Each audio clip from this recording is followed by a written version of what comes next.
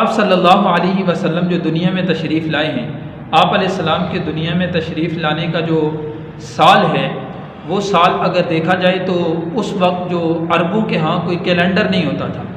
اگر کوئی مشہور واقعہ پیش آ جائے تو اس مشہور واقعے کے اعتبار سے وہ دنوں اور مہینوں کو گنا کرتے تھے۔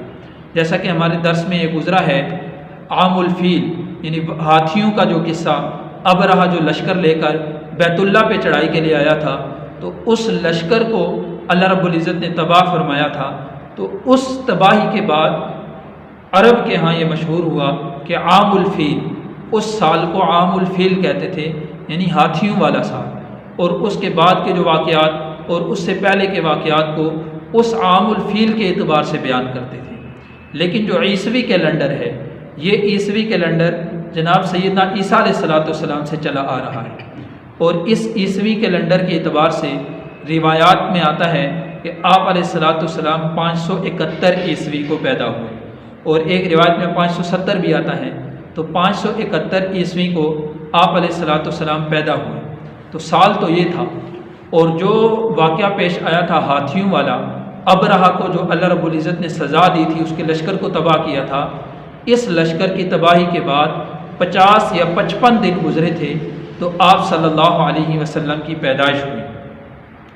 اور اس میں مہینہ جو تھا یہ ربیع الاول کا مہینہ تھا۔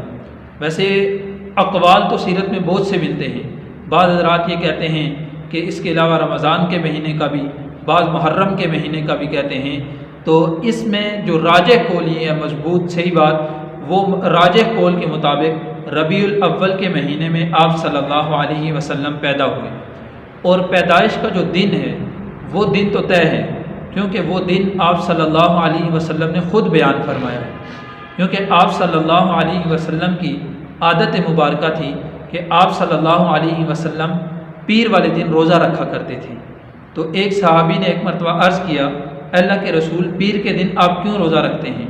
تو آپ صلی اللہ علیہ وسلم نے اس کی وجہ بیان فرمائی کہ اس دن اللہ رب العزت نے مجھے پیدا فرمایا تھا، مجھے وجود بخشا تھا۔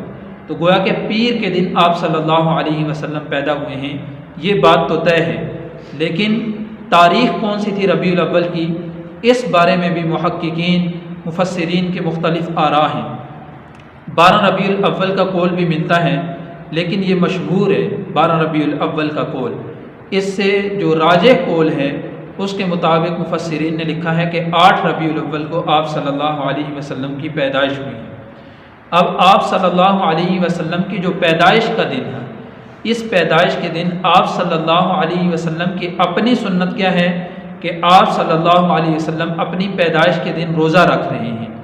اور آج کل کے اعتبار سے جو پیدائش کے دن کو منایا جاتا ہے اور خوب شور شرابہ کر کے اس کو ایک دینی رخ دے کر اس کو منایا جاتا ہے، اس کی حقیقت نہیں ہے۔ اس کی اگر تفصیل میں جایا جائے تو یہ اولاً جو شروع کیا ہے، یہ عراق میں فاطمی شیعہ تھے، شیعہ فاطمی شیعہ جو تھے، ان کی حکومت تھی، تو انہوں نے 6 صدی میں اس کو شروع کیا ہے۔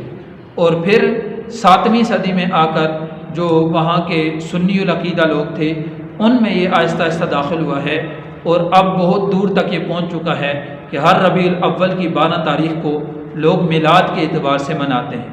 اگر کچھ دن پیچھے چلا جائے، کچھ عرصہ اگر پیچھے دیکھا جائے، 1 صدی قبل، نصف صدی قبل، تو اس وقت لوگ 12 ربیع الاول کو 12 وفات کہتے تھے، لیکن آج کل نام تبدیل کر کے اس کو میلاد النبی کا نام دے دیا گیا ہے۔ تو بہرحال ہم سیرت کا مطالعہ کر رہے تھے، تو آپ علیہ السلام ربیع الاول کے مہینے میں پیر کے دن پیدا ہوئے، اور اس میں آپ صلی اللہ علیہ وسلم کی سنت یہ ہے کہ آپ علیہ السلام اپنی جس دن پیدا ہوئے ہیں اس دن کو آپ صلی اللہ علیہ وسلم روزہ رکھا کرتے تھے۔